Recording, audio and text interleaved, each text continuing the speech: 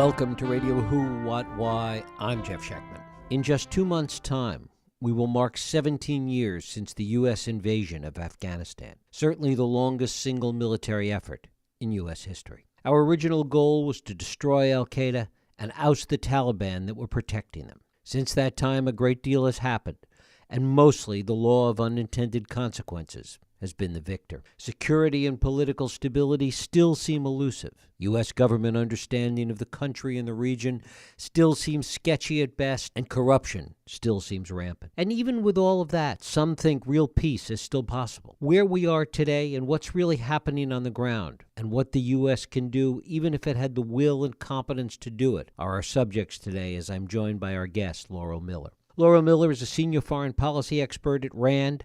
She served as the U.S. State Department's deputy and then acting special representative for Afghanistan and Pakistan, overseeing U.S. diplomatic efforts in the region. She's been an adjunct professor at Georgetown University's School of Foreign Service and also at Georgetown Law. She's been a senior advisor to the Assistant Secretary of State for European Affairs and senior advisor to the U.S. Special Envoy for the Balkans. She's been directly involved in peace negotiations in Bosnia, Kosovo, and Macedonia, and it is my pleasure to welcome Laurel Miller to Radio Who, What, Why. Laurel, thanks so much for joining us.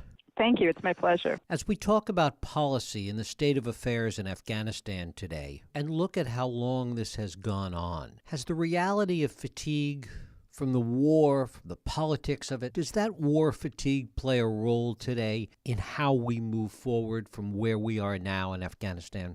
Well, I think the idea of war fatigue does reflect a certain reality in that among the Afghans, certainly who've experienced not just 17 years of war, but 40 years of continuous warfare, there is unquestionably a desire for a more peaceful life in the country.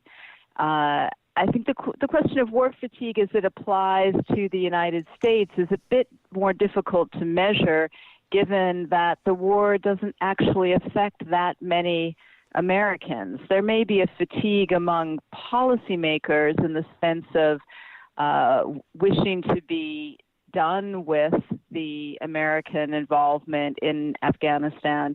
But I think it's hard to say that there's a fatigue among the American population at large or even the American political class at large. I also think the issue of war fatigue can be overstated in that there are many wars that last a very long time. And if you look back even 10 years ago, say, there was talk about war fatigue in Afghanistan and among the U.S. and its allies, and yet here we are, 10 years later, still involved there. The other part of that, of course, is the way in which the situation has changed so dramatically over the course of 17 years. And things that might have looked like a way out or a policy solution might no longer be the case, as the state of affairs has constantly changed so much. Talk a little bit about that and the difficulty of trying to address the issues today in the context of where we are today, but also aware of what the history has been and understanding how things have changed in that context. Well, there are ways in which the situation has certainly changed over 17 years, but there are many ways in which it hasn't changed over the last 17 years.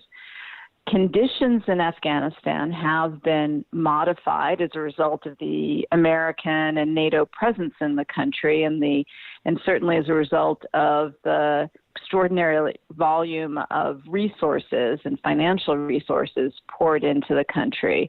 But if you look at the situation from an Afghan perspective, as I mentioned earlier, there's been 40 years of continuous warfare, and the last 17 years is, from an Afghan perspective, can be considered a phase in that long war rather than a distinctly separate war that has a distinctly separate trajectory. Again, looking at the situation from an Afghan perspective, there are many who would see the United States' involvement in the country very differently from the way the United States has seen it. Not all Afghans, but for a significant portion of Afghans, they see the United States as having intervened in and taking a side in an ongoing civil war. Whereas the United States looks at its involvement in Afghanistan largely and predominantly in terms of the reaction and response to 9/11 and the effort to go after al-Qaeda and its hosts in Afghanistan, setting aside this larger Afghan picture of the conflict.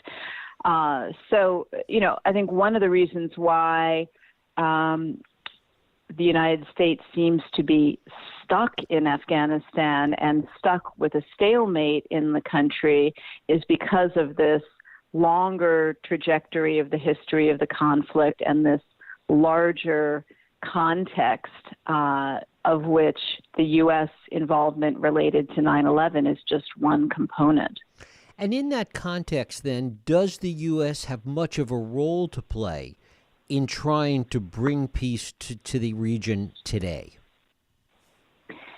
The U.S. has been both a stabilizing force in Afghanistan and a disruptive force in Afghanistan. The U.S. has a role to play in trying to forge a more peaceful future in the country, but it's not a role that's going to be played largely on the battlefield, in that it is extremely unlikely, both looking at this from the perspective of what's happened over the last 17 years and the current situation right now, it's extremely unlikely, if not impossible, for the United States to defeat the Taliban at any realistic level of U.S. resources. What the U.S. is capable of doing is shoring up the stalemate that currently exists in the battlefield on Afghanistan. But for the United States to forge a more peaceful future in Afghanistan, that's going to have to be achieved through diplomacy and political negotiations rather than vanquishing the Taliban militarily. And talk a little bit about what that diplomacy looks like. One of the things we often hear is the degree to which perhaps the Taliban can even be brought into the political mainstream. Talk a little bit about it from a diplomatic perspective. Yeah. There have been fits and starts of U.S. efforts to promote a peace process in Afghanistan over quite a number of years now. Beginning around 2011, the U.S. introduced into its policy, really one of the few changes in American policy over the 17 years was introducing this idea of trying to negotiate with the Taliban and forge a political resolution of the conflict there. But as I said, that diplomatic effort has proceeded in fits and starts without ever being truly prioritized over the military effort in Afghanistan. Very recently, there seems to have been some shift in American policy, or at least in the rhetoric of American policy, towards a heightened interest in seeking a negotiated conclusion to the conflict. Whether there is going to be a fully resourced, robust diplomatic effort to bring that to fruition is another question, though there are some signs of increasing intent on the U.S. side to really try to make that happen. In particular, there have been reports recently that the administration may appoint a special envoy for Afghanistan whose mission would be to try to negotiate a peace deal. Now, whether that will work and whether the Taliban will agree to be involved in a peace process and reach a conclusion that brings them into the political mainstream is another question. That's a proposition that has to be tested through the diplomacy of negotiations. I think that probably that is possible, but you can't know for certain until the effort is underway. The overlay to that, I guess, is the degree to which ISIS is having an impact and the fact that it's both the enemy of the Afghan government and the Taliban.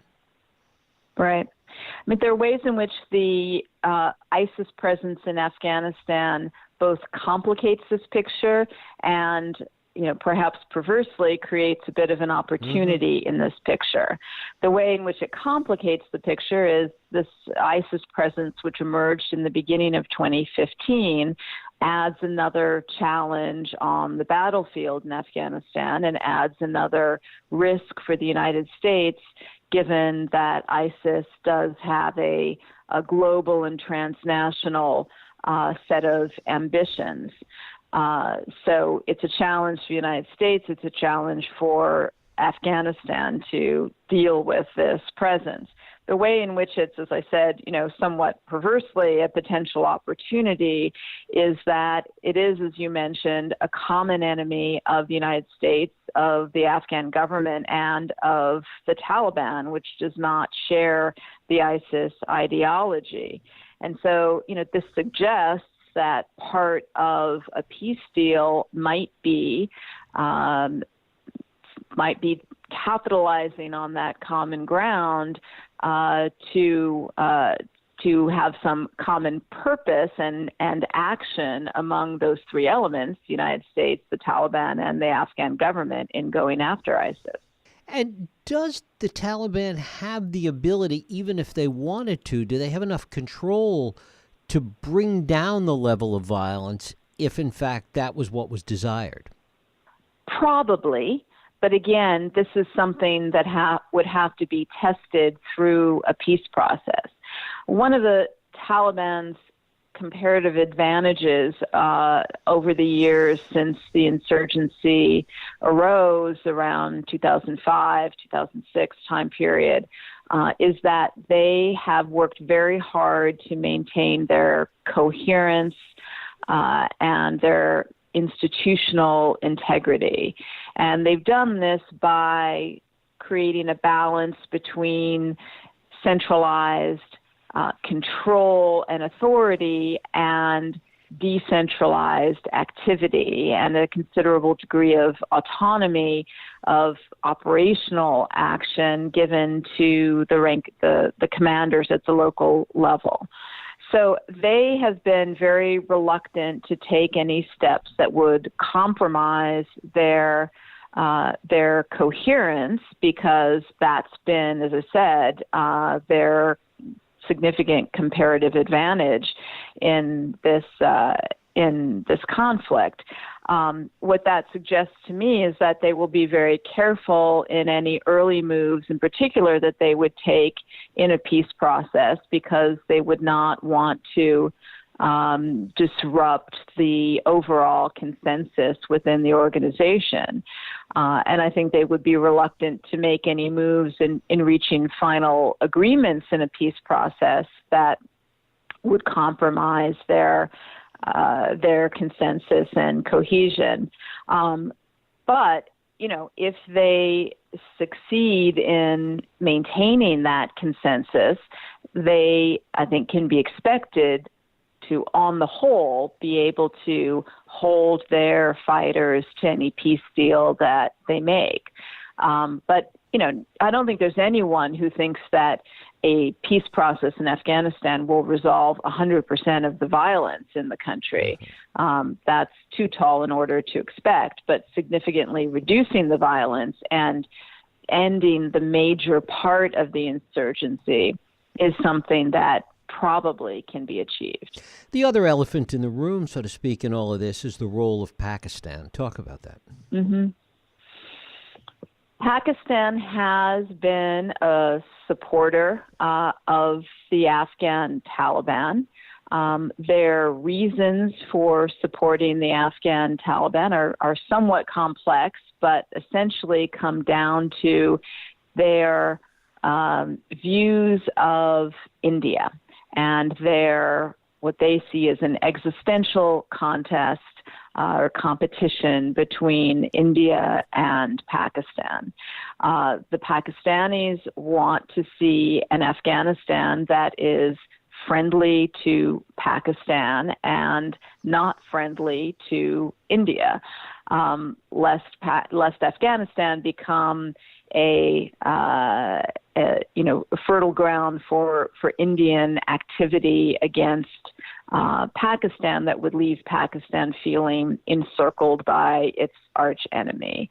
So Pakistan seeks to have influence, not necessarily control over politics in Afghanistan, but seeks to have influence in Afghanistan, especially in the areas that are contiguous across its very long border with Afghanistan. It's also, never believed that the U.S. Conflict in Afghanistan, that the U.S. military mission in Afghanistan would succeed, and so it's been hedging its bets all these years. Pakistan has to be part of the solution in Afghanistan, at least in the sense of accepting and acquiescing in a political solution there. And can it play a role in effectuating that political solution? It can. It can play a role in applying some pressure to the Taliban to negotiate in good faith, because it still provides safe haven for the Taliban leadership, which is not entirely resident in Pakistan, but is to an important extent resident in Pakistan and has family members there. So it can apply pressure, and it can also help substantively in shaping the contours of a political settlement in Afghanistan. It can't have a controlling share of a peace process if this is going to work, but there's no long-term solution to stability in Afghanistan over Pakistan's objections. Pakistan has to be at a minimum accepting of any solutions that are created in Afghanistan, because Pakistan is going to be next door to Afghanistan forever.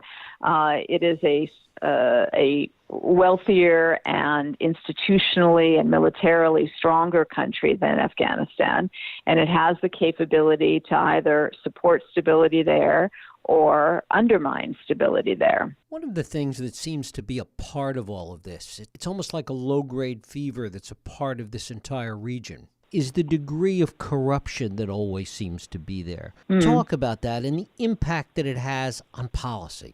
Yeah, I mean, Afghanistan is not unique in having deeply embedded corruption, but it is, by all of the available measures, one of the most corrupt countries in the world.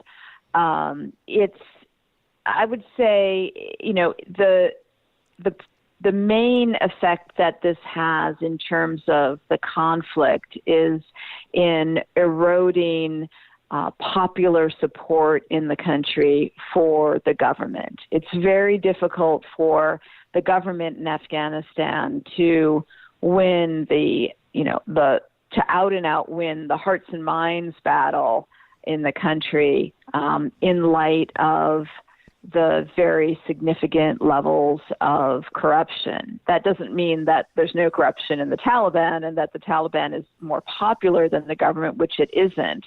But this phenomenon certainly erodes popular support for the government in Afghanistan. And frankly, I mean, this is something that's going to be a multi-generational challenge. There are no quick fixes to the problem of corruption at the scale that it exists in Afghanistan. And looking at the experiences of other countries around the world that have dealt with significant levels of corruption, it's very clear that there's certainly no fix that the United States can apply to this problem. And even with the greatest possible will on the part of Afghan leaders, it will still be a multi-generational effort. Are there things, after all these years, that the United States still doesn't understand about Afghanistan, Pakistan, and dealing in this region? Yes.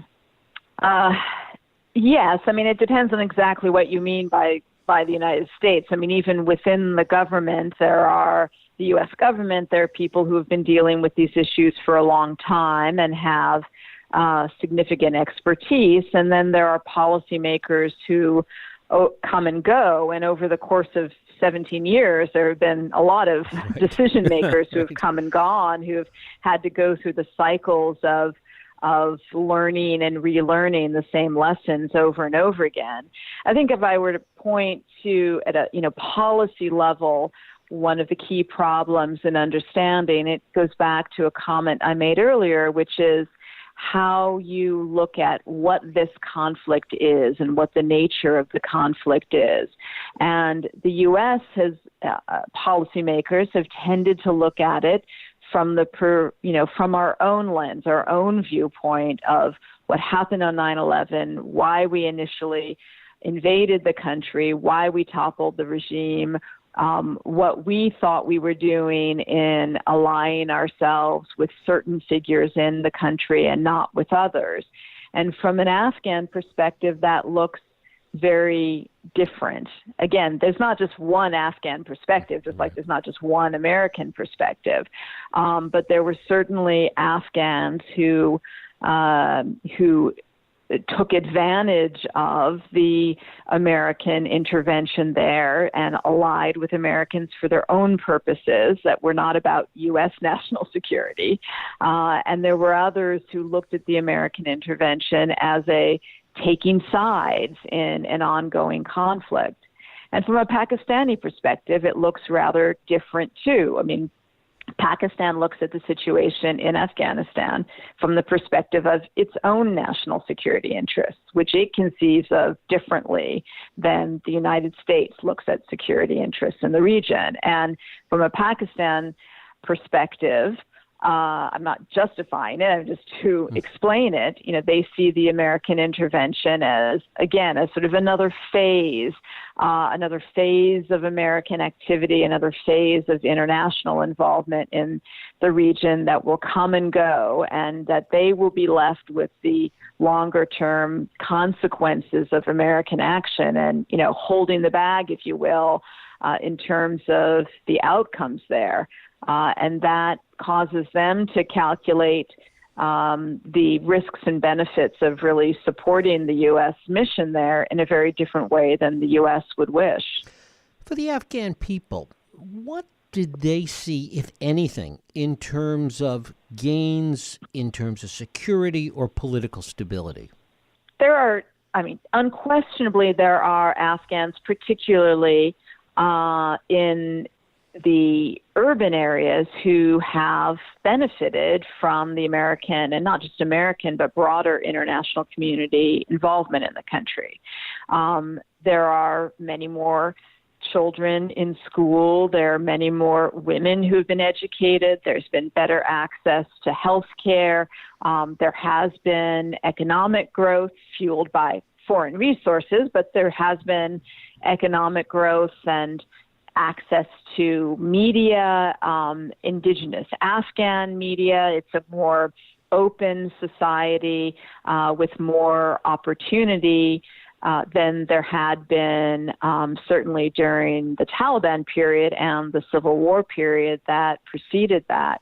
Now, some of those advances have begun to erode as the American presence there began to diminish and the volume of dollars began to diminish. And you've seen Afghans be one of the main groups, for instance, that's been emigrating or migrating illegally to Europe, and in particular because of continuing insecurity and economic problems there. So I'm not trying to create an overly rosy picture, but the inputs of American resources have produced outputs in terms of benefits, as I said, in particular for urban Afghans. For many Afghans in the rural areas, I think little has changed. And when you talk about advancements for women in the country, I think you do very much have to distinguish between the experiences of urban Afghan women. excuse me, and rural Afghan women for whom life has not changed greatly in the last 17 years. But the United States didn't invade the country in order to develop it economically and improve life for Afghans, as Right. beneficial as that may be for Afghans. I mean, the point of all this nation building was to try to deal with the security problem and to try to put the Afghan government on a footing which would enable it to attend to its own security requirements. And I think there was a certain amount of naivete in thinking that could be done on a rapid timetable. Mm-hmm. There have been some localized ceasefires recently, and there is more talk, it seems, about some kind of a diplomatic effort towards a peace process. Why now? What are the forces that are at play that are driving this at this particular time? Yeah, that's a good question. I think one of the forces on the American side, unquestionably, is that we have a president that just a year ago, on the one hand, recommitted to the mission in Afghanistan by announcing a policy of somewhat stepped up military activity. But on the other hand, in announcing that policy, said quite openly that it really wasn't what he had wanted to do or originally intended to do, leaving everyone with the impression that he had a great deal of reluctance in that recommitment to the American strategy there. And I think that, plus a couple of other comments that the president has made since then, have shaken not just Afghan, but American policymakers and bureaucrats' confidence in how enduring this American commitment really is to Afghanistan, and concerned that, frankly, the president could choose to pull the plug rather abruptly on the mission. Even those who think that the mission has gone on too long and there should be a winding up of the engagement there, or a negotiation of peace, don't, for the most part, think that should happen abruptly, but should happen in a deliberate manner. So I suspect that this has been one of the factors on the American side in getting many more people across the U.S. government, particularly in the security establishment, to be talking about a peace process.